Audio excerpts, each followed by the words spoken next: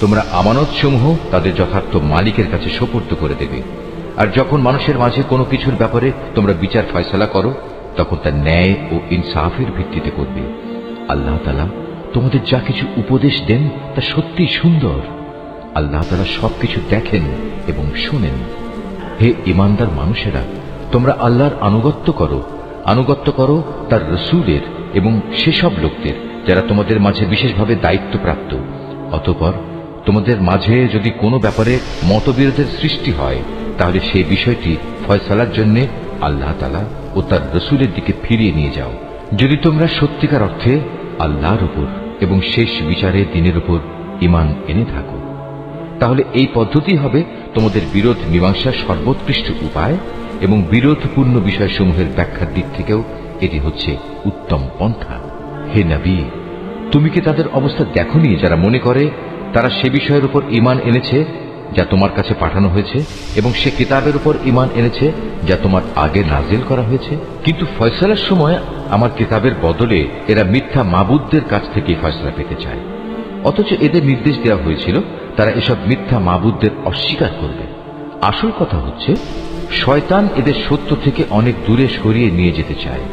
এদের যখন বলা হয় আল্লাহ তাআলা তাঁর রসূলের উপর যা কিছু নাজিল করেছেন তোমরা তার দিকে ফিরে এসো, তখন তুমি এই মুনাফিকদের দেখবে এরা তোমার কাছ থেকে একে একে মুখ ফিরিয়ে দূরে সরে যাচ্ছে। অতঃপর তাদের কৃতকর্মের কারণে যখন তাদের উপর কোনো বিপদ মুসিবত এসে পড়ে, তখন এদের অবস্থাটা কি হয় দেখেছ? তারা তখন সবাই তোমার কাছে ছুটে আসে এবং আল্লাহর নামের কসম করে তোমাকে বলে, আমরা তো কল্যাণ ও সম্প্রীতি ছাড়া আর কিছুই চাইনি। এদের মনের ভেতর কি অভিসন্ধি লুকিয়ে আছে তা আল্লাহ তাআলা ভালো করে জানেন। তাই তুমি এদের এড়িয়ে চলো। তুমি এদের ভালো উপদেশ দাও এমন সব কথায় যা তাদের অন্তর ছুঁয়ে যায়। তুমি আরো বলো, আমি যখনই কোনো জনপদে কোনো রসূল পাঠিয়েছি তাকে এজন্যই পাঠিয়েছি যে আল্লাহর নির্দেশ অনুযায়ী সেখানে তার শর্তহীন আনুগত্য করা হবে। যখনই তারা নিজেদের উপর কোনো জুলুম করবে, তখনই তারা তোমার কাছে ছুটে আসবে এবং নিজেদের কৃতকর্মের জন্য আল্লাহ তাআলার কাছে ক্ষমা প্রার্থনা করবে। আল্লাহর রসূলও তাদের জন্য ক্ষমা চাইবে। এমত অবস্থায় তারা অবশ্যই আল্লাহকে পরম ক্ষমাশীল ও অতীব দয়ালু হিসেবে দেখতে পাবে। না, আমি তোমার মালিকের শপথ করে বলছি, এরা কিছুতেই ঈমানদার হতে পারবে না যতক্ষণ না তারা তাদের যাবতীয় মতবিরোধের ফয়সালায় তোমাকে শর্তহীনভাবে বিচারক মেনে নেবে। অতঃপর তুমি যা ফয়সালা করবে সে ব্যাপারে তাদের মনে আর কোনো দ্বিধাদ্বন্দ্ব থাকবে না, বরং তোমার সিদ্ধান্ত তারা সর্বান্তঃকরণে মেনে নেবে। আমি যদি তাদের উপর এ আদেশ জারি করতাম যে তোমরা নিজেদের জীবন বিসর্জন দাও অথবা তোমরা নিজেদের ভিটে মাটি ছেড়ে অন্যত্র চলে যাও, তাহলে তাদের মধ্যে সামান্য সংখ্যক মানুষই তা করত। যেসব উপদেশ তাদের দেয়া হয়েছে তা যদি তারা মেনে চলত, তবে তা তাদের জন্য খুবই কল্যাণকর হতো এবং তাদের মানসিক স্থিরতাও এতে করে মজবুত হতো। তাহলে আমিও আমার পক্ষ থেকে এজন্য তাদের বড় ধরনের পুরস্কার দিতাম। উপরন্তু আমি তাদের সরল পথও দেখিয়ে দিতাম। যারা আল্লাহ তাআলা ও তার রসূলের আনুগত্য করে তারা শেষ বিচারের দিন সেসব পুণ্যবান মানুষদের সাথে থাকবে যাদের উপর আল্লাহ তাআলা প্রচুর নিয়ামত বর্ষণ করেছেন। এরা হচ্ছে নবী রসূল যারা হেদায়েতের সত্যতা স্বীকার করেছে, আল্লাহর পথে জীবন উৎসর্গকারী শহীদ ও অন্যান্য নিক্কার মানুষ সাথী হিসাবে এরা সত্যি উত্তম। এ হচ্ছে আল্লাহ তাআলার কাছ থেকে অনুগ্রহ। মূলত কোনো কিছু জানার জন্য আল্লাহ তাআলাই যথেষ্ট। হে ঈমানদাররা, শত্রুর মোকাবেলায় তোমরা সর্বদা তোমাদের সতর্কতা গ্রহণ করো। অতঃপর হয় দলে দলে বিভক্ত হবে কিংবা একসঙ্গে শত্রুর মোকাবেলা করো। তোমাদের মধ্যে অবশ্যই এমন মুনাফিক লোক থাকবে যে যুদ্ধের ব্যাপারে গড়িমসি করবে। তোমাদের উপর কোনো বিপদ মুসিবত এলে সে বলবে, আল্লাহ তাআলা সত্যিই আমার উপর বড় অনুগ্রহ করেছেন, কেননা আমি সে সময় তাদের সাথে ছিলাম না। আর যদি তোমাদের উপর আল্লাহ তাআলার পক্ষ থেকে বিজয়ের অনুগ্রহ আসে, তখন সে এমনভাবে বলে যেন তার সাথে তোমাদের কোন রকম বন্ধুত্বই ছিল না। সে তখন আরো বলে, কতই না ভালো হতো যদি আমি তাদের সাথে থাকতাম, তাহলে আজ আমিও অনেক বড় সফলতা অর্জন করতে পারতাম। যেসব মানুষ পরকালের বিনিময়ে এ পার্থিব জীবন ও তার সুখ স্বাচ্ছন্দ্য বিক্রি করে দিয়েছে, সেসব মানুষের উচিত আল্লাহ তাআলার পথে লড়াই করা। কারণ যে আল্লাহর পথে লড়াই করবে সে এ পথে জীবন বিলিয়ে দেবে কিংবা সে বিজয় লাভ করবে। অচিরেই আমি তাকে এই উভয় অবস্থার জন্যই বিরাট পুরস্কার দেব। তোমাদের একই হয়েছে, তোমরা আল্লাহর পথে সেসব অসহায় নরনারী ও দুস্থ শিশু সন্তানদের বাঁচাবার জন্য লড়াই করো না, যারা নির্যাতনে কাতর হয়ে ফরিয়াদ করছে। হে আমাদের মালিক, আমাদের এই জালেমদের জনপদ থেকে বের করে অন্য কোথাও নিয়ে যাও। অতঃপর তুমি আমাদের জন্য তোমার কাছ থেকে একজন অভিভাবক পাঠিয়ে দাও। তোমার কাছ থেকে আমাদের জন্য একজন সাহায্যকারী পাঠাও। যারা আল্লাহ তাআলা ও তার রসুলের উপর ঈমান এনেছে তারা সর্বদা আল্লাহর পথে যুদ্ধ করে, আর যারা আল্লাহ তাআলাকে অস্বীকার করেছে তারা লড়াই করে মিথ্যা মাবুদদের সপক্ষে। অতএব তোমরা যুদ্ধ করো শয়তান ও তার চেলা চামুন্ডাদের বিরুদ্ধে। তোমরা সাহস হারিও না, কারণ শয়তানের ষড়যন্ত্র খুবই দুর্বল। হে নবী, তুমি কি তাদের অবস্থা দেখোনি যাদের প্রথম দিকে যখন বলা হয়েছিল তোমরা আপাতত লড়াই থেকে নিজেদের হাত গুটিয়ে রাখো, এখন নামাজ প্রতিষ্ঠা করো এবং যাকাত প্রদান করো। তখন তারা জিহাদের জন্য অস্থির হয়ে পড়েছিল, অথচ যখন পরবর্তী সময়ে তাদের উপর সত্যি সত্যের লড়াই হুকুম নাজিল করা হলো তখন এদের একদল লোক তো প্রতিপক্ষের মানুষদের এমন ভাবে ভয় করতে শুরু করলো যেমনি ভয় শুধু আল্লাহ তাআলাকেই করা উচিত, ক্ষেত্র বিশেষে তার চাইতেও বেশি। তারা আরো বলতে শুরু করলো, হে আমাদের মালিক, তুমি আমাদের উপর যুদ্ধের এ হুকুম এত তাড়াতাড়ি জারি করতে গেলে কেন? কত ভালো হতো যদি তুমি আমাদের সামান্য কিছুটা অবকাশ দিতে। হে নবী, তুমি বলো, দুনিয়ার এ ভোগ সামগ্রী অত্যন্ত সামান্য। যে ব্যক্তি আল্লাহ তাআলাকে ভয় করে তার জন্য পরকাল অনেক উত্তম, আর সেই পরকালে তোমাদের উপর কণা মাত্র অবিচার করা হবে না। তোমরা যেখানেই থাকো না কেন মৃত্যু এসে তোমাদের নাগাল পাবেই। এমনকি তোমরা যদি কোনো মজবুত দুর্গেও থাকো সেখানেও মৃত্যু এসে হাজির হবে। এদের অবস্থা হচ্ছে, যখন কোনো কল্যাণ তাদের স্পর্শ করে তখন তারা বলে, হ্যাঁ, এ তো আল্লাহর পক্ষ থেকেই এসেছে। অপরদিকে যখন তাদের কোনো ক্ষতি ও অকল্যাণ স্পর্শ করে তখন তারা বলে, এসব তো এসেছে তোমার কাছ থেকে। তুমি তাদের বলে দাও, কল্যাণ অকল্যাণ সব কিছুতে আসে আল্লাহর পক্ষ থেকে। এই জাতির হয়েছে কি? এরা মনে হয় কথাটি বুঝতেই চায় না। যে কল্যাণই তুমি লাভ করো না কেন, মনে রেখো তা আল্লাহর পক্ষ থেকেই আসে, আর যেটুকু অকল্যাণ তোমার উপর আসে তা আসে তোমার নিজের কর্মদোষের কারণে। আমি তোমাকে মানুষদের জন্য রসুল বানিয়ে পাঠিয়েছি, আর সাক্ষী হিসেবে তো আল্লাহ তাআলাই যথেষ্ট। যে ব্যক্তি রসুলের আনুগত্য করে সে যেন আল্লাহরই আনুগত্য করে, আর যে ব্যক্তি তার আনুগত্য থেকে মুখ ফিরিয়ে নেয় তাদের উপর মনে রেখো আমি তোমাকে প্রহরী বানিয়ে পাঠাইনি।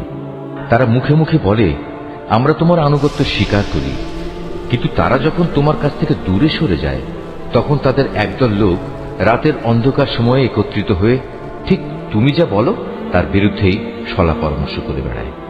তারা রাতের বেলায় যা কিছু করে আল্লাহ তাআলা সেসব কর্মকাণ্ডগুলো ঠিক মতোই লিখে রাখছেন। অতএব তুমি এদের উপেক্ষা করে চলো এবং সর্ববিষয়ে শুধু আল্লাহ তাআলার উপরই ভরসা রাখো। অভিভাবক হিসেবে তো আল্লাহ তাআলাই যথেষ্ট। এরা কি কোরআন ও তার সূত্র নিয়ে চিন্তা গবেষণা করে না? এই গ্রন্থটা যদি আল্লাহ তাআলা ছাড়া অন্য কারো কাছ থেকে আসত তাহলে তাতে অবশ্যই তারা অনেক গরমিল দেখতে পেত। এদের কাছে যখনই নিরাপত্তা কিংবা ভয়ের কোনো খবর আসে তখন সত্য মিথ্যা না জেনেই এরা তা প্রচার করে বেড়ায়। অথচ তারা যদি এ জাতীয় খবর আল্লাহর রসুল এবং তাদের দায়িত্বপ্রাপ্ত ব্যক্তিকে জানিয়ে দিত তাহলে এমন সব লোকেরা তা জানতে পারত যারা তাদের মধ্যে থেকে সেই খবরের যথার্থতা যাচাই করতে পারত। যদি তোমাদের উপর আল্লাহর অনুগ্রহ না থাকত তাহলে এ প্রচারণার ফলে হাতে গোনা কিছু লোক ছাড়া তোমাদের অধিকাংশ লোকই শয়তানের অনুসারী হয়ে যেত। অতএব হে নবী, তুমি আল্লাহর পথে লড়াই করো, কেননা তোমাকে শুধু তোমার কাজকর্মের জন্যই দায়ী করা হবে এবং তুমি তোমার সাথী মোমেনদের আল্লাহ তাআলার পথে লড়াই করতে উদ্বুদ্ধ করতে থাকো।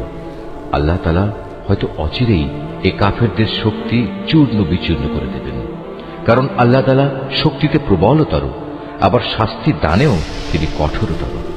যদি তার জন্য কোনো ব্যক্তি কোনো ভালো কাজে সুপারিশ করে তাহলে তাতে অবশ্যই তার অংশ থাকবে, আবার যে ব্যক্তি কোনো অন্যায় কাজের ব্যাপারে সুপারিশ করবে তাহলে তার সৃষ্ট অকল্যাণেও তার সমপরিমাণ অংশ থাকবে। আল্লাহ তাআলাই তোমাদের সব ধরনের কাজের একক নিয়ন্ত্রণকারী। যখন তোমাদের সালাম দ্বারা অভিবাদন জানানো হয় তখন তোমরা তার চাইতেও উত্তম পন্থায় তার জবাব দাও। উত্তম ভাবে না হলেও কমপক্ষে যতটুকু সে দিয়েছে ততটুকুই ফেরত দাও। অবশ্যই আল্লাহ তাআলা সব কিছুর পুঙ্খানুপুঙ্খ হিসাব রাখেন। আল্লাহ তাআলা এক মহান সত্তা, তিনি ছাড়া দ্বিতীয় কোনো মাবুদ নেই। অবশ্যই তিনি তোমাদের কিয়ামতের দিন এক জায়গায় জড়ো করবেন। সেদিনের ব্যাপারে কোনো রকম সন্দেহ নেই। আর এমন কে আছে যে আল্লাহ তাআলার চাইতে বেশি সত্য কথা বলতে পারে? এ কি হলো তোমাদের? তোমরা মুনাফিকদের ব্যাপারে দুদলে বিভক্ত হয়ে গেলে, বিশেষ করে যখন স্বয়ং আল্লাহ তাআলাই তাদের কৃতকর্মের জন্য তাদের উপর অভিশাপ নাজিল করেছেন। আল্লাহ তাআলা যাদের পথভ্রষ্ট করে দিয়েছেন, তোমরা কি তাদের সঠিক পথে আনতে চাও? বস্তুত আল্লাহ তাআলা যাকে পথভ্রষ্ট করেন তার জন্য তুমি কোনো পথে খুঁজে পাবে না। তারা তো এটাই কামনা করে যে তারা যেভাবে কুফরি করেছে তোমরাও তেমনি কুফরি করো, তাহলে তোমরা উভয়ে একই রকম হয়ে যেতে পারো। কাজেই তুমি তাদের মধ্যে থেকে কাউকেও নিজের বন্ধুরূপে গ্রহণ করো না, যতক্ষণ না তারা আল্লাহ তাআলার পথে নিজেদের ভিটে মাটি ছেড়ে ঈমানের প্রমাণ না দেবে। আর যদি তারা হিজরতের এই কাজটি না করে, তাহলে তোমরা তাদের যেখানেই পাবে গ্রেফতার করবে এবং যুদ্ধরত শত্রুদের সহযোগিতা করার জন্য তাদের হত্যা করবে। আর কোনো অবস্থায় তাদের মধ্যে থেকে কাউকে তোমরা বন্ধু ও সাহায্যকারী হিসেবে গ্রহণ করো না। অবশ্য তাদের কথা আলাদা, যারা তোমাদের সাথে চুক্তিবদ্ধ কোনো একটি সম্প্রদায়ের সাথে এসে মিলিত হবে। আবার তাদের ব্যাপারও নয়, যারা তোমাদের সামনে এমন মানসিক অবস্থা নিয়ে আসে যে মূলত তাদের অন্তর তোমাদের সাথে যেমনি লড়াই করতে বাধা দেয়, তেমনি নিজেদের জাতির বিরুদ্ধেও তাদের লড়াই করতে বাধা দেয়। অপরদিকে আল্লাহ তাআলা যদি চাইতেন, তিনি তোমাদের উপর এদের ক্ষমতাবান করে দিতে পারতেন। তেমন অবস্থায় তারা অবশ্যই তোমাদের সাথে লড়াই করত। অতএব এরা যদি তোমাদের কাছ থেকে আলাদা হয়ে যায়, ময়দানের লড়াই থেকে বিরত থাকে এবং তোমাদের কাছে শান্তি ও সন্ধির প্রস্তাব পাঠায়, তাহলে তাদের বিরুদ্ধে অভিযানের কোনো পন্থাই আল্লাহ তাআলা তোমাদের জন্য উন্মুক্ত রাখেননি। এই মুনাফিকদের মাঝে তোমরা এমন আর এক দল পাবে, যারা তোমাদের দিক থেকে যেমন শান্তি ও নিরাপত্তা পেতে চায়, তেমনি তারা তাদের নিজেদের জাতির কাছ থেকেও নিরাপত্তা ও নিশ্চয়তা পেতে চায়। কিন্তু এদের যখনই কোনো বিপর্যয় সৃষ্টির কাজের দিকে ডাক দেয়া হবে, তখন সাথে সাথেই এরা তোমাদের বিরুদ্ধে ঝাঁপিয়ে পড়বে। এরা যদি সত্যিই তোমাদের সাথে যুদ্ধ করা থেকে সরে না দাঁড়ায় এবং কোনো শান্তি ও সন্ধি প্রস্তাব তোমাদের কাছে পেশ না করে এবং নিজেদের অস্ত্র সংবরণ না করে, তাহলে তাদের তোমরা যেখানেই পাবে গ্রেফতার করবে এবং চরম বিদ্রোহের জন্য তাদের তোমরা হত্যা করবে। মূলত এরাই হচ্ছে সেসব লোক যাদের উপর আমি তোমাদের সুস্পষ্ট ক্ষমতা দান করেছি।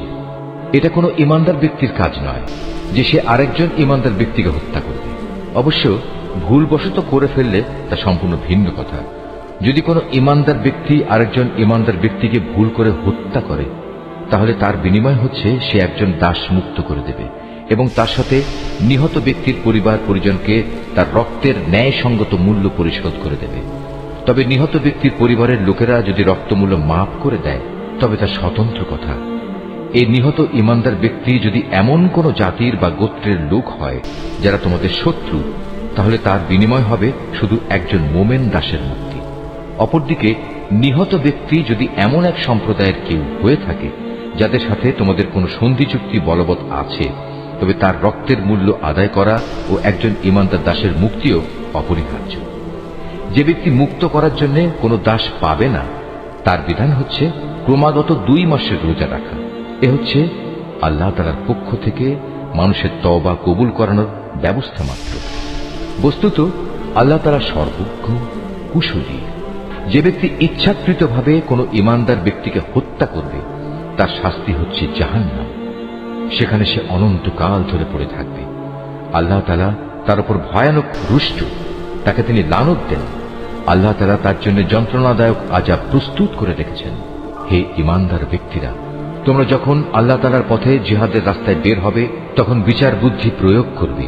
কোন ব্যক্তি কিংবা সম্প্রদায় যখন তোমাদের সামনে শান্তি ও সন্ধির প্রস্তাব পেশ করে, তখন কিছু বৈষয়িক ধন সম্পদের প্রত্যাশায় তাকে তোমরা বলো না যে না, তুমি ইমানদার নও।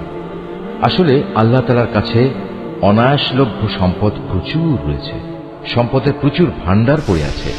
আগে তোমরাও ছিলে এমনি, অতঃপর আল্লাহ তাআলা তোমাদের উপর অনুগ্রহ করেছেন। কাজেই তোমরা বিষয়টি যাচাই বাছাই করে নিও। তোমরা যা কিছুই করো, আল্লাহ তাআলা সে ব্যাপারে সম্যক অবগত আছেন। মোমেনদের মাঝে যারা কোন রকম শারীরিক পঙ্গুত্ব ও অক্ষমতা না থাকা সত্ত্বেও বসে থেকেছে, আর যারা নিজেদের জান ও মাল দিয়ে আল্লাহ তাআলার পথে জিহাদে অবতীর্ণ হয়েছে, এরা উভয়ে কখনো সমান নয়।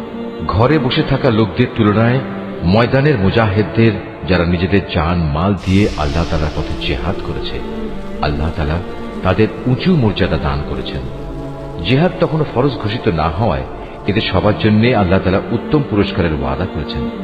কিন্তু এটা ঠিক, আল্লাহ তাআলা ঘরে বসে থাকা লোকদের উপর সংগ্রামরত ময়দানের মুজাহিদদের অনেক শ্রেষ্ঠত্ব দান করেছেন।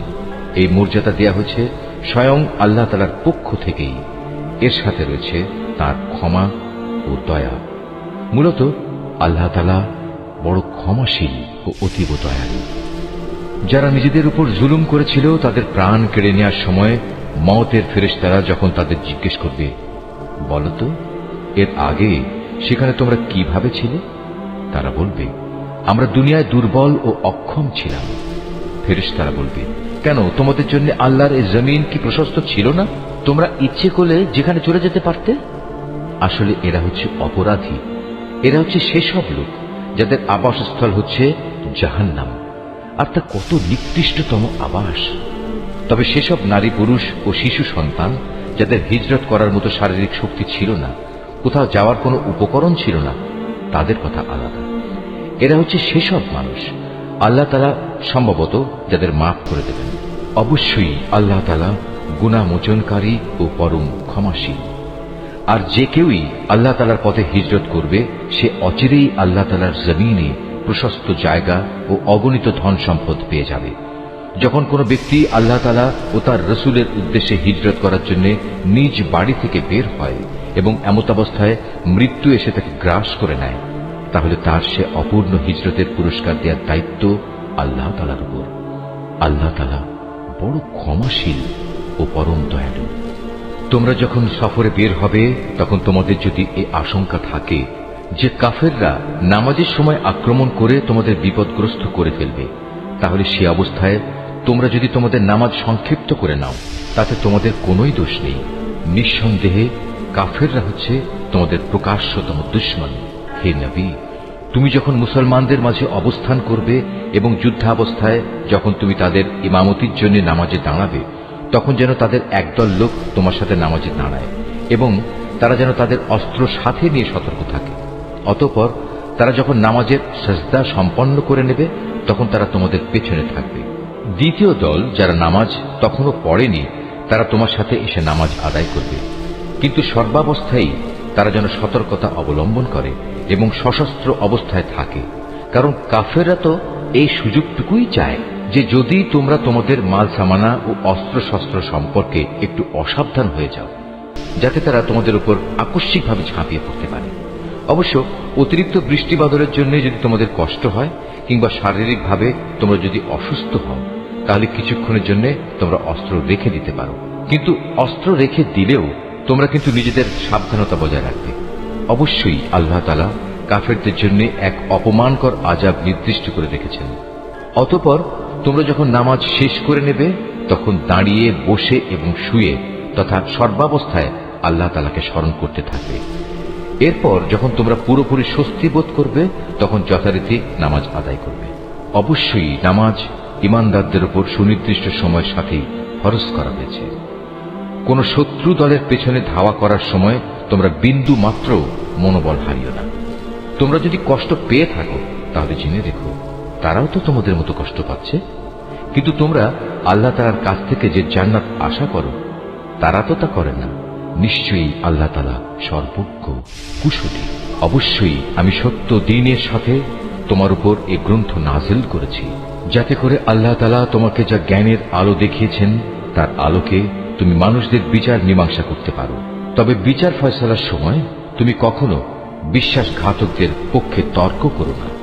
তুমি আল্লাহ তাআলার কাছে ক্ষমা প্রার্থনা করো। অবশ্যই আল্লাহ তাআলা বড় ক্ষমাশীল ও পরম দয়ালু। যারা নিজেদের সাথে বিশ্বাসঘাতকতা করে, তুমি কখনো এমন সব লোকের পক্ষে কথা বলো না, কেননা আল্লাহ তাআলা এই পাপিষ্ঠ বিশ্বাসঘাতকদের কখনো পছন্দ করেন না। এরা মানুষদের কাছ থেকে নিজেদের কর্ম লুকিয়ে রাখতে চায়, কিন্তু আল্লাহ তাআলার কাছ থেকে তারা কিছুই লুকোতে পারবে না।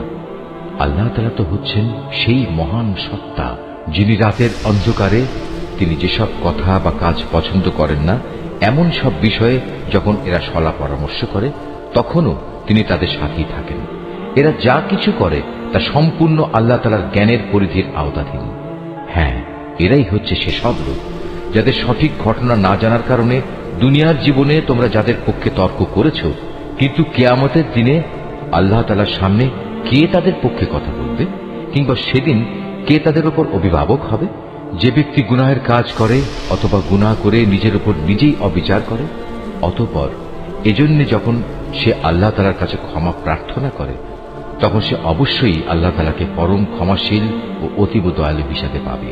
যে ব্যক্তি কোনো গুনাহের কাজ করল, সে কিন্তু এর দ্বারা নিজেই নিজের ক্ষতি সাধন করল। আল্লাহ তাআলা সব কিছুই জানেন, তিনি কুশলী।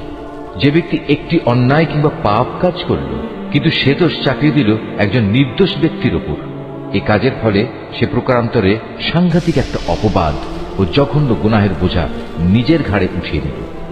এ পরিস্থিতিতে যদি তোমার উপর আল্লাহ তাআলার অনুগ্রহ ও দয়া না থাকত, তাহলে এদের একদল লোক তো তোমাকে প্রায় ভুল পথে পরিচালিত করেই ফেলেছিল। যদিও তারা এই আচরণ দিয়ে তাদের নিজেদের ছাড়া অন্য কাউকেই পথভ্রষ্ট করতে পারছিল না। অবশ্য তাদের এই প্রতারণামূলক কাজ দ্বারা তারা তোমার কোনোই ক্ষতি সাধন করতে সক্ষম হতো না, কারণ আল্লাহ তাআলা তাঁর গ্রন্থ ও সে গ্রন্থলব্ধ কলা কৌশল তোমার উপর নাযিল করেছেন, এবং তিনি তোমাকে এমন সব কিছুর জ্ঞান শিক্ষা দিয়েছেন যা আগে তোমার জানা ছিল না। তোমার উপর আল্লাহ তাআলার অনুগ্রহ ছিল অনেক বড়। এদের অধিকাংশ গোপন সলা পরামর্শের ভেতরই কোনো কল্যাণ নিহিত নেই।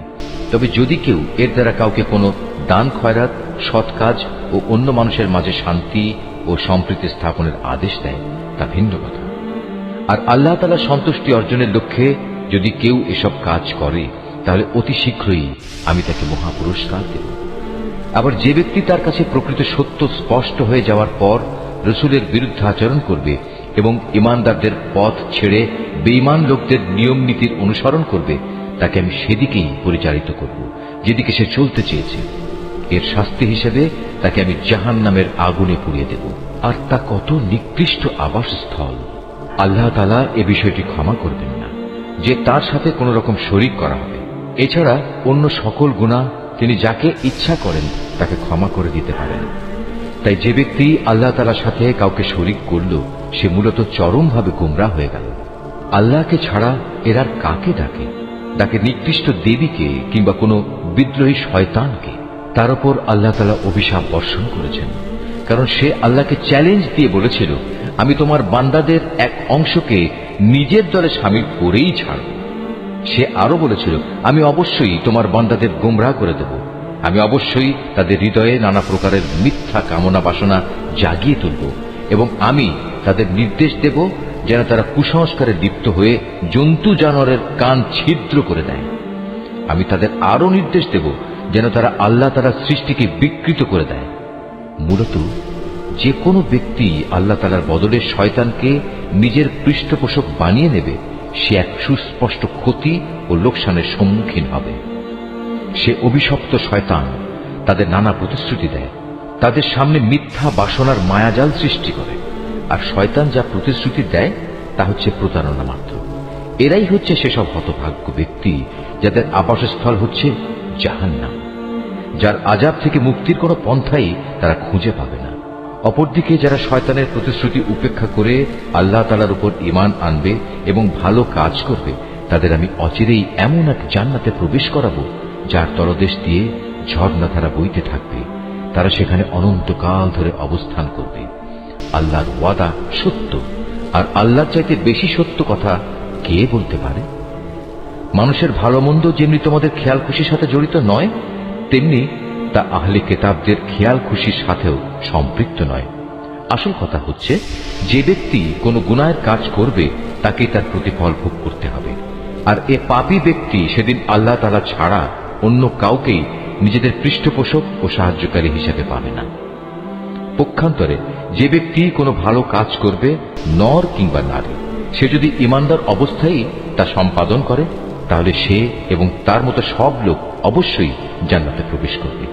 পুরস্কার দেওয়ার সময় তাদের উপর বিন্দু মাত্র অবিচার করা হবে না। তার চাইতে উত্তম জীবন বিধান আর কার হতে পারে যে আল্লাহ তাআলার নির্দেশের সামনে মাথা নত করে দেয়? মূলত সেই হচ্ছে নিষ্ঠাবান ব্যক্তি। তদুপরি সে নিষ্ঠার সাথে ইব্রাহিমের আদর্শ মেনে চলে। আর আল্লাহ তাআলা ইব্রাহিমকে স্বীয় বন্ধুরূপে গ্রহণ করেছেন। আসমান ও জমিনে যা কিছু আছে তার সবকিছুই আল্লাহ তাআলার জন্য। আর আল্লাহ তাআলা তাঁর ক্ষমতা দিয়ে সবকিছুই পরিবেষ্টন করে আছেন। হে নবী, তারা তোমার কাছে নারীদের ব্যাপারে সিদ্ধান্ত জানতে চায়। তুমি তাদের বলো, আল্লাহ তাআলা তাদের ব্যাপারে তোমাদের জানিয়ে দিচ্ছেন তা সেই এতিম নারীদের সম্পর্কিত ব্যাপার। আর এই কিতাব থেকে যা কিছু তোমাদের উপর পঠিত হচ্ছে, আল্লাহ তাআলা তাদের জন্য যেসব অধিকার দান করেছেন যা তোমরা আদায় করতে চাও না, অথচ তোমরা তাদের বিয়ে ঠিকই করতে চাও। অসহায় শিশু সন্তান ও এতিমদের ব্যাপারে তোমাদের বলা হচ্ছে তোমরা যেন সুবিচার কায়েম করো।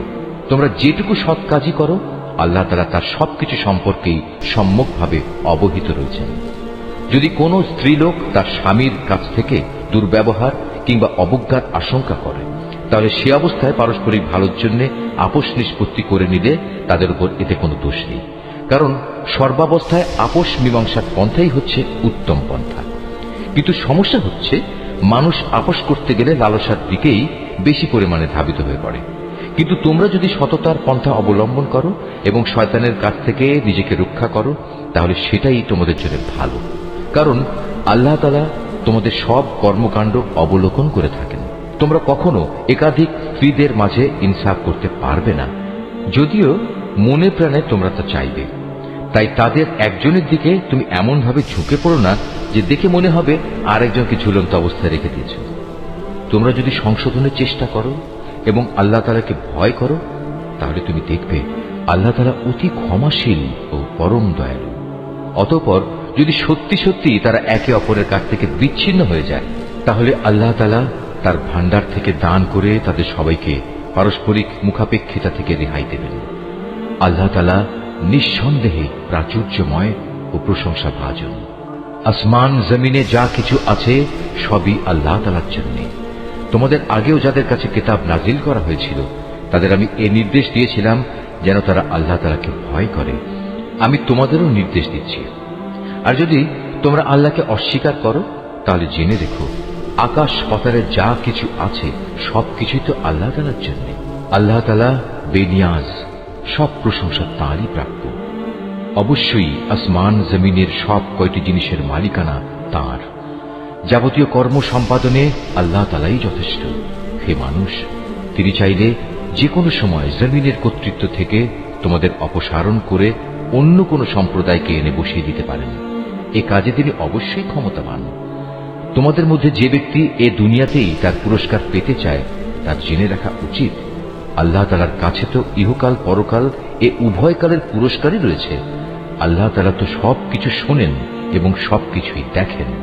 হে ঈমানদাররা, তোমরা সর্বদাই ইনসাফের উপর দৃঢ়ভাবে প্রতিষ্ঠিত থেকো এবং আল্লাহ তাআলার জন্য সত্যের সাক্ষী হিসেবে নিজেকে পেশ করো। যদি এ কাজটি তোমরা নিজের পিতামাতার কিংবা নিজের আত্মীয় স্বজনের উপরেও আসে, তবুও তা তোমরা মনে রাখবে, সে ব্যক্তি ধনী হোক কিংবা গরিব, এটা কখনো দেখবে না। কেননা তাদের উভয়ের চাইতে আল্লাহ তাআলার অধিকার অনেক বেশি। অতএব তুমি কখনো ন্যায় বিচার করতে নিজের খেয়াল খুশির অনুসরণ করো না। যদি তোমরা পেঁচানো কথা বলো কিংবা সাক্ষ্য দেয়া থেকে বিরত থাকো, তাহলে জেনে রাখবে তোমরা যা কিছুই করো না কেন, আল্লাহ তাআলা তার যথার্থ খবর রাখেন। হে ঈমানদার ব্যক্তিরা, তোমরা ঈমান আনো আল্লাহর উপর, তার রসুলের উপর, সে কিতাবের উপর যা আল্লাহ তাআলা তার রসুলের উপর নাজিল করেছেন, এবং সেসব কিতাবের উপর যা ইতিপূর্বে তিনি নাজিল করেছেন। আর যে ব্যক্তি আল্লাহ তাআলাকে অস্বীকার করল তার ফেরেশতাদের, তার পাঠানো কিতাবসমূহ, তার নবী রসুলদের ও পরকাল দিবসকে, বুঝতে হবে সে ভীষণভাবে পথভ্রষ্ট হয়ে গেছে। যারা একবার ঈমান আনলো আবার কুফরি করল, কিছুদিন পর আবার ঈমান আনলো, এরপর সুযোগ বুঝে আবার কাফের হয়ে গেল, এরপর কুফরির পরিমাণ তারা দিনে দিনে বাড়িয়ে দিল। ঈমান নিয়ে তামাশা করার এ লোকদের আল্লাহ তাআলা কখনো ক্ষমা করবেন না, না কখনো তিনি এ ব্যক্তিদের সঠিক পথ দেখাবেন। হে নবী, মুনাফিক ব্যক্তিদের তুমি সুসংবাদ দাও যে তাদের জন্য ভয়াবহ আযাব রয়েছে, যারা দুনিয়ার ফায়দার জন্য ঈমানদারদের বদলে কাফেরদের বন্ধু হিসেবে গ্রহণ করেছে। তারা কি এর দ্বারা এদের কাছ থেকে কোন রকম মান সম্মানের প্রত্যাশা করে? অথচ সবটুকু মান সম্মান তো আল্লাহ তাআলার জন্যই নির্দিষ্ট। আল্লাহ তাআলা ইতিপূর্বেও এই কিতাবের মাধ্যমে তোমাদের উপর আদেশ নাজিল করেছিলেন যে তোমরা যখন দেখবে কাফেরদের কোনো বৈঠকে আল্লাহ তাআলা নাজিল করা কোনো আয়াত অস্বীকার করা হচ্ছে এবং তার সাথে ঠাট্টা বিদ্রূপ করা হচ্ছে, তখন তোমরা তাদের সাথে এ ধরনের মজলিসে বসো না, যতক্ষণ না তারা অন্য কোনো আলোচনায় লিপ্ত হয়। এমনটি করলে অবশ্যই তোমরা তো তাদের মতো হয়ে গেলে।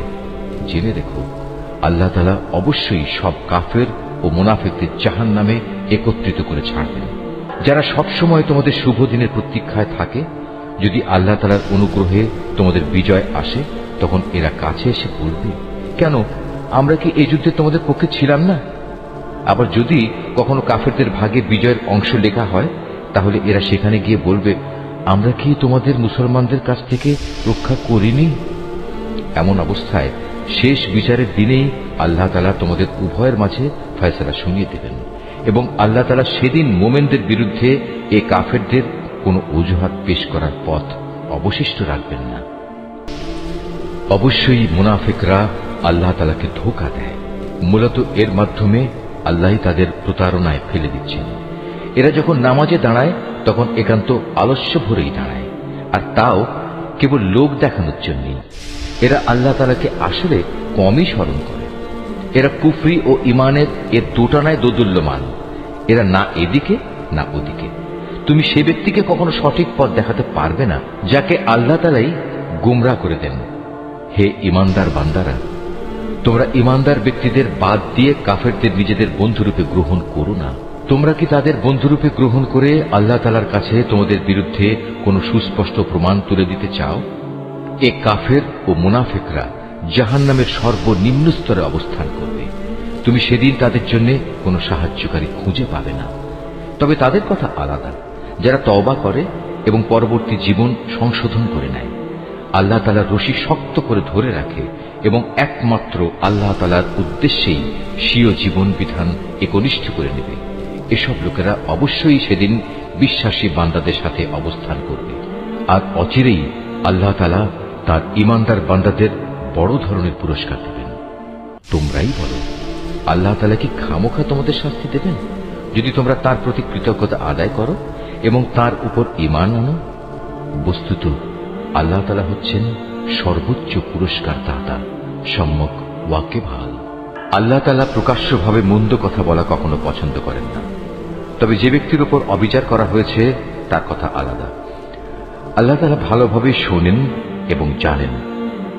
ভালো কাজ তোমরা প্রকাশ্যে করো কিংবা তা গোপনে করো, অথবা কোনো মন্দ কাজের জন্য যদি তোমরা ক্ষমা করে দাও, তাহলে তোমরাও দেখতে পাবে আল্লাহ তাআলা অতি ক্ষমাশীল ও প্রবল শক্তিমান। যারা আল্লাহ তাআলা ও তার রসুলদের অবিশ্বাস করে এবং আল্লাহ তাআলা ও রসুলদের মাঝে এই বলে একটা পার্থক্য করতে চায় যে আমরা রসুলদের কয়েকজনকে স্বীকার করি আবার কয়েকজনকে অস্বীকার করি, এর দ্বারা আসলে এরা নিজেদের জন্য একটা মাঝামাঝি রাস্তা বের করে নিতে চায়। এরাই হচ্ছে সত্যিকারের কাফের। আর আমি এ কাফেরদের জন্যই নির্দিষ্ট করে রেখেছি এক চরম লাঞ্ছনাদায়ক শাস্তি। অপরদিকে যারা আল্লাহ তাআলা ও তার রসুলের উপর ঈমান আনে এবং তার পাঠানো নবী রসুলদের একজনের সাথে আরেকজনের কোন রকম পার্থক্য করে না, এরাই হচ্ছে সেসব লোক যাদের তিনি অচিরেই অনেক পুরস্কার দান করবেন। প্রকৃতপক্ষে আল্লাহ তাআলা অত্যন্ত ক্ষমাশীল ও মহাদয়ালু। আহলে কেতাবের লোকেরা তোমার কাছে চায় তুমি যেন আসমান থেকে তাদের জন্য কোনো কেতাব নাজিল করো। এরা তো মুসার কাছে এর চাইতে বড় রকমের দাবি পেশ করেছিল। তখন তারা বলেছিল, হে মুসা, তুমি স্বয়ং আল্লাহ তাআলাকেই আমাদের প্রকাশ্যভাবে দেখিয়ে দাও। অতঃপর তাদের এই বাড়াবাড়ির জন্য তাদের উপর প্রচন্ড বজ্রপাত এসে নিপতিত হয়েছে এবং এ সম্পর্কিত সুস্পষ্ট প্রমাণসমূহ তাদের কাছে আসার পরেও তারা গোবাছুরকে উপাস্য হিসেবে গ্রহণ করেছে। অতঃপর আমি তাদের এ অপরাধ ক্ষমা করে দিলাম এবং আমি মুসাকে স্পষ্ট প্রমাণসহ কেতাব দান করলাম। এদের ওপর তুর পাহাড়কে উঠিয়ে উঁচু করে ধরে আমি এদের কাছ থেকে আনুগত্যের প্রতিশ্রুতি আদায় করেছিলাম। আমি তাদের বলেছিলাম, নগরের দ্বার প্রান্ত দিয়ে ভেতরে প্রবেশ করার সময় তোমরা একান্ত অনুগত হয়ে ঢুকবে। আমি তাদের আরো বলেছিলাম, তোমরা শনিবারে মাছ ধরে আমার বিধানের সীমা লঙ্ঘন করো না। এ ব্যাপারে আমি তাদের কাছ থেকে শক্ত প্রতিশ্রুতি আদায় করে নিয়েছিলাম। অতঃপর তাদের পক্ষ থেকে এই প্রতিশ্রুতি ভঙ্গ করা, আল্লাহর আয়াতসমূহকে তাদের অস্বীকার করা এবং অন্যায়ভাবে আল্লাহ তাআলার নবীদের তাদের হত্যা করা, তদুপরি তাদের একথা বলা আমাদের হৃদয়ে বাতিল চিন্তাধারায় আচ্ছাদিত হয়ে আছে। প্রকৃতপক্ষে তাদের ক্রমাগত অস্বীকার করার কারণে আল্লাহ তাআলা স্বয়ং তাদের দিলের উপর মোহর মেরে দিয়েছেন। তাই এদের কম সংখ্যক লোকই ঈমান আনে। যেহেতু এরা আল্লাহকে অস্বীকার করতেই থাকল, এরা পুণ্যবতী মারিয়ামের উপরও জঘন্য অপবাদ আনল। তাদের এই মিথ্যা উক্তি যে আমরা অবশ্যই মারিয়ামের পুত্র ঈসাকে হত্যা করেছি, যিনি ছিলেন আল্লাহর রাসূল।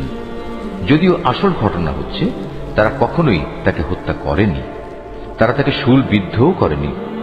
মূলত তাদের কাছে ধাঁধার কারণে এমনই একটা কিছু মনে হয়েছিল। তাদের মাঝে যারা সঠিক ঘটনা না জানার কারণে তার ব্যাপারে মতবিরোধ করেছিল, তারাও এতে করে সন্দেহে পড়ে গেল। এ ব্যাপারে তাদের অনুমানের অনুসরণ করা ছাড়া সঠিক কোনো জ্ঞানই ছিল না। তবে এটুকু নিশ্চিত, তারা তাকে হত্যা করেনি, বরং আসল ঘটনা ছিল আল্লাহ তাআলা তাকে তার নিজের কাছে তুলে নিয়েছেন। আল্লাহ তাআলা মহাপরাক্রমশালী ও মহাপ্রজ্ঞাময়। এই আহলে কিতাবদের মাঝে এমন একজনও থাকবে না যে ব্যক্তি তার মৃত্যুর আগে তার তিরোধান সম্পর্কে আল্লাহ তাআলার এই কথার উপর ঈমান আনবে না। কিয়ামতের দিনে সে নিজেই এদের উপর সাক্ষী হবে। ইহুদিদের বাড়াবাড়ি ও সীমা লঙ্ঘনমূলক আচরণের জন্য এমন অনেক পবিত্র জিনিসও আমি তাদের জন্য হারাম করে দিয়েছিলাম, যেটা তাদের জন্য আগে হালাল ছিল। এটা এই কারণে যে এরা বহু মানুষকে আল্লাহ তাআলার পথ থেকে বিরত রেখেছে। যেহেতু এরা লেনদেনের সুদ গ্রহণ করে, অথচ এদের তা থেকে সুস্পষ্টভাবে নিষেধ করা হয়েছিল, এবং এরা অন্যের মাল সম্পদ ধোঁকা প্রতারণার মাধ্যমে গ্রাস করে। তাদের মধ্যে এসব অপরাধে লিপ্ত কাফেরদের জন্য আমি তাই কঠিন আযাব নির্দিষ্ট করে রেখেছি। কিন্তু তাদের মধ্যে যাদের আবার জ্ঞানের গভীরতা রয়েছে, তারা এবং এমন সব ঈমানদার যারা তোমার উপর যা কিছু নাজিল হয়েছে তার উপর বিশ্বাস করে, সাথে সাথে তোমার পূর্ববর্তী নবী ও রসুলদের উপর যা নাজিল হয়েছে তার উপরও বিশ্বাস করে, নামাজ প্রতিষ্ঠা করে, যাকাত আদায় করে, সর্বোপরি আল্লাহ তাআলা ও শেষ দিনের উপর ঈমান আনে। মূলত এরাই হচ্ছে সেসব সৌভাগ্যবান মানুষ যাদের অচিরেই আমি মহাপুরস্কার দেব। হে নবী, আমি তোমার কাছে আমার ওহী পাঠিয়েছি, যেমনি করে আমি ওহী পাঠিয়েছিলাম নূহ ও তার পরবর্তী নবীদের প্রতি। আমি আরো ওহী পাঠিয়েছিলাম ইব্রাহিম, ইসমাইল, ইসহাক, ইয়াকুব ও তার বংশধরদের কাছে। ওহী পাঠিয়েছি ঈসা, আইয়ুব, ইউনুস, হারুন ও সুলাইমানের কাছেও। অতঃপর আমি দাউদের ওপর জাবুর গ্রন্থ অবতীর্ণ করেছি। রসুলদের মাঝে এমনও অনেকে আছে যাদের কথা ইতিপূর্বে আমি তোমার কাছে বলেছি, কিন্তু এদের মাঝে বহু রসুল এমনও আছে যাদের নাম ঠিকানা কিছুই আমি তোমাকে বলিনি। মুসার সাথে তো আল্লাহ তাআলা কথাও বলেছেন। রসুলরা ছিল জান্নাতের সুসংবাদবাহী ও জাহান্নামের ভয় প্রদর্শনকারী। তাদের এজন্যই পাঠানো হয়েছিল যাতে করে রসুলদের আগমনের পর আল্লাহ তাআলার উপর মানব জাতির কোনো অজুহাত খাড়া করার সুযোগ না থাকে। সত্যি আল্লাহ তাআলা মহাপরাক্রমশালী ও প্রজ্ঞাময়। কিন্তু মানুষ যত অজুহাতই পেশ করুক না কেন, আল্লাহ তোমার উপর যা কিছু নাজিল করেছেন তা তাঁর প্রত্যক্ষ জ্ঞানের মাধ্যমেই করেছেন। ফেরেশতারাও তো একথার সাক্ষ্য দেবে, যদিও ওহীর সাক্ষ্য প্রদানের জন্য আল্লাহ তাআলা একাই যথেষ্ট। নিশ্চয়ই যারা এই ওহী অস্বীকার করে এবং অন্য মানুষদেরও আল্লাহ তাআলার পথ থেকে সরিয়ে রাখে, তারা আসলে গুমরাহি ও পথভ্রষ্টতায় অনেক দূর এগিয়ে গেছে। নিশ্চয়ই যারা কুফরি করল এবং চরমভাবে সীমা লঙ্ঘন করল, তাদের ব্যাপারে এটা কখনো হবে না যে আল্লাহ তাআলা তাদের ক্ষমা করে দেবেন, না তিনি তাদের সঠিক রাস্তা দেখাবেন। হ্যাঁ, একটি মাত্র রাস্তাই তাদের জন্য উন্মুক্ত থাকবে, এবং তা হচ্ছে জাহান্নামের রাস্তা, যেখানে তারা অনন্তকাল ধরে পড়ে থাকবে। শাস্তি প্রদানের এ কাজ আল্লাহর জন্য খুবই সহজ। হে মানুষরা, আল্লাহ তাআলার কাছ থেকে তোমাদের জন্য সঠিক বিধান নিয়ে রসুল এসেছে। যদি তার আনিত এই বিধানের উপর তোমরা ঈমান আনো, এতেই তোমাদের জন্য কল্যাণ রয়েছে, আর তোমরা যদি তা মেনে নিতে অস্বীকার করো তাহলে জেনে রেখো এই আসমান জমিনের সর্বত্র যেখানে যা কিছু আছে তার সবকিছুই আল্লাহ তাআলার জন্য, এবং আল্লাহ তাআলা সর্বজ্ঞ কুশলী। হে কিতাবধারীরা, নিজেদের দ্বীনের ব্যাপারে তোমরা বাড়াবাড়ি করো না, এবং ঈসার ঘটনা নিয়ে আল্লাহ তাআলার সম্পর্কে সত্য ছাড়া কোনো মিথ্যা বলো না। সে সত্য কথা হচ্ছে এই যে মরিয়ামের পুত্র মসীহ ছিল একজন রাসূল ও তার এমন এক বাণী যা তিনি মরিয়ামের ওপর প্রেরণ করেছেন, এবং সে ছিল আল্লাহ তাআলার কাছ থেকে পাঠানো এক রূহ। অতএব হে আহলে কিতাবরা, তোমরা আল্লাহ তাআলা ও তার রাসূলদের উপর ঈমান আনো, আর কখনো এটা বলো না যে মাবুদের সংখ্যা ৩। এ জঘন্য মিথ্যা থেকে তোমরা বেঁচে থেকো, এটাই তোমাদের জন্য উত্তম। নিঃসন্দেহে আল্লাহ তাআলা তিনি তো একক মাবুদ। আল্লাহ তাআলা এ মূর্খতা থেকে অনেক পবিত্র যে তার কোনো সন্তান থাকবে। এ আকাশ ও ভূমণ্ডলের সব কিছুর মালিকানাই তো তাঁর, আর অভিভাবক হিসেবে আল্লাহ তাআলা যথেষ্ট। ঈসা মসীহ কখনো এতে বিন্দু মাত্র নিজেকে হেয় মনে করেননি যে সে নিজে আল্লাহ তাআলার বান্দা। আল্লাহ তাআলার একান্ত ঘনিষ্ঠ ফেরেশতারাও একে লজ্জাকর মনে করেনি। কোন ব্যক্তি যদি আল্লাহ তাআলার বন্দেগী করা সত্যি লজ্জাকর বিষয় মনে করে এবং এটা ভেবে সে অহংকার করে, তার জানা উচিত অচিরেই আল্লাহ তাআলা এদের সকলকে তাঁর সামনে একত্রিত করে দণ্ডাজ্ঞা দান করবেন। যেসব মানুষ আল্লাহ তাআলার উপর ঈমান এনেছে এবং ভালো কাজ করেছে, সেদিন তিনি তাদের এর জন্য পুরোপুরি পুরস্কার দেবেন। আল্লাহ তাআলা তাঁর একান্ত অনুগ্রহ থেকে তাদের পাওনা আরো বাড়িয়ে দেবেন। অপরদিকে যারা আল্লাহ তাআলার বিধান মেনে নেয়া লজ্জাজনক কিছু মনে করল এবং অহংকার করল, তাদের সবাইকেই আল্লাহ তাআলা কঠোর শাস্তি দান করবেন।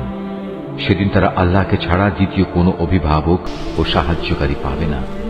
হে মানুষ, তোমাদের মালিকের কাছ থেকে তোমাদের কাছে একটি উজ্জ্বল প্রমাণ এসেছে, এবং আমি তোমাদের কাছে উজ্জ্বল জ্যোতি নাজিল করেছি। অতঃপর যারা সে জ্যোতি দিয়ে ঈমান আনল এবং তাকে শক্ত করে আঁকড়ে ধরল, আল্লাহ তাআলা তাদের অচিরেই তার অফুরন্ত দয়া ও অনুগ্রহে জান্নাতে প্রবেশ করাবেন, এবং তাদের তিনি সঠিক পথে পরিচালিত করবেন। হে নবী, তারা তোমার কাছে বিভিন্ন বিষয়ে ফতোয়া জানতে চায়। তুমি বলো, আল্লাহ তাআলা সে ব্যক্তির উত্তরাধিকার সংক্রান্ত ব্যাপারে তোমাদের তার সিদ্ধান্ত জানাচ্ছেন, যার মাতা পিতা কেউই নেই, আবার তার নিজেরও কোনো সন্তান নেই। এ ধরনের কোনো ব্যক্তি যদি মারা যায় এবং সে ব্যক্তি যদি সন্তানহীন হয় এবং তার একটি বোন থাকে, তাহলে সে বোনটি সে মৃত ব্যক্তির পরিত্যক্ত সম্পত্তির অর্ধাংশের মালিক হবে। অপরদিকে সে যদি নিঃসন্তান হয়, তাহলে সে তার বোনের সম্পত্তির উত্তরাধিকারী হবে। আবার যদি তারা দুজন হয়, তাহলে তারা দুই বোন সেই পরিত্যক্ত সম্পত্তির 3 ভাগের 2 ভাগ অংশের মালিক হবে। যদি সে ভাই বোনেরা কয়েকজন হয়, তাহলে মেয়েদের অংশ 1 ভাগ ও পুরুষদের অংশ 2 ভাগ হবে। আল্লাহ তাআলা উত্তরাধিকারের এ আইন কানুন অত্যন্ত সুস্পষ্টভাবে তোমাদের জন্য বলে দিয়েছেন, যাতে করে মানুষের উদ্ভাবিত বন্টন পদ্ধতিতে তোমরা বিভ্রান্ত হয়ে না পড়ো। আল্লাহ তাআলা সব কিছুর ব্যাপারেই সম্যক ওয়াকিবহাল।